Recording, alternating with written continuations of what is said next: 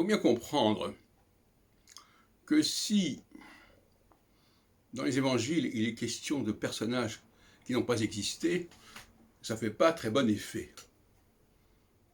Or, on voit qu'à un moment donné, on nous présente Moïse et Élie dans les évangiles.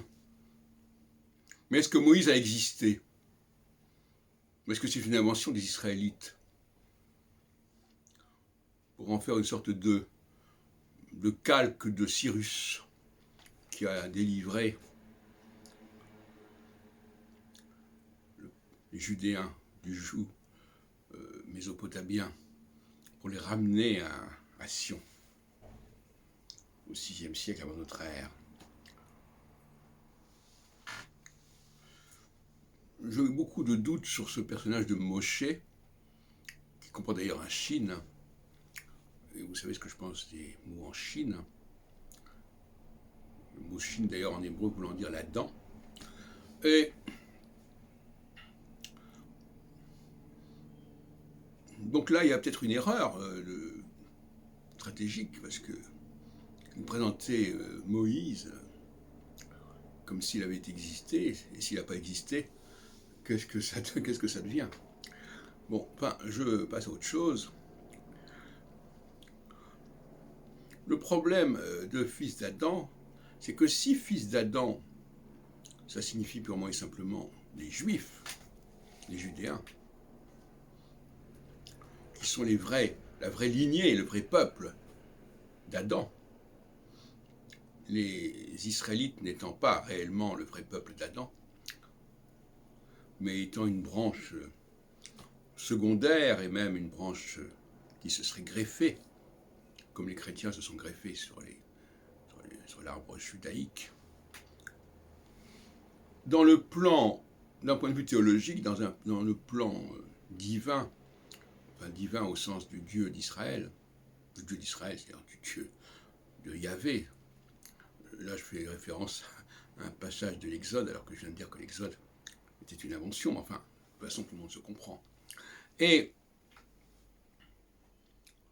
il faut bien saisir que il est clair qu'un peuple peut traverser le temps. Et dans tout système, il faut qu'il y ait une constante qui se perpétue, qui se pérennise.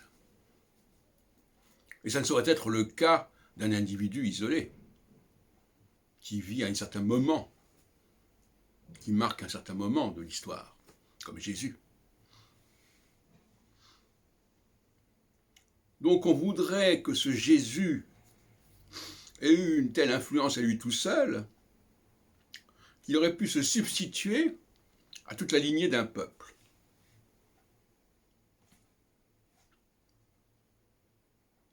Je trouve ça assez invraisemblable. Et même non seulement invraisemblable, mais pas du tout systémique.